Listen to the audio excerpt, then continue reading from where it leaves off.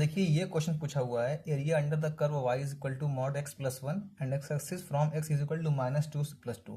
तो अब इस क्वेश्चन को करने के दो तरीके हैं। पहला आप ग्राफ बना लें, ग्राफ से वहाँ से आपका एरिया ऑफ सर्कल निकाल लेंगे half into base into height से। अगर आप ऐसा नहीं करते हैं तो इसको हम अप्लीकेशन ऑफ इंटीग्रल से भी कर सकते हैं। एरिया अंडर कर्व से एरिया से कैसे निकालेंगे, इंटीग्रेशन से।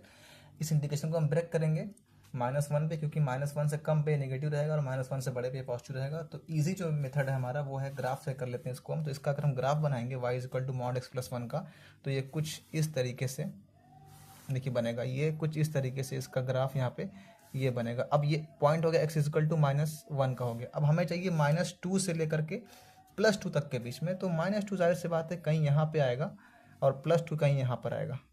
तो अब ये बात देख लें कि +2 पर y कोऑर्डिनेट क्या आएगा, तो +2 यहाँ पर पुट कर दें तो 2 + 1 3, यानी ये हाइट आपकी हो गई 3। अब ये वाला ग्राफ कुछ ऐसे पीछे भागेगा भाई, कुछ भी ऐसे पीछे भागेगा।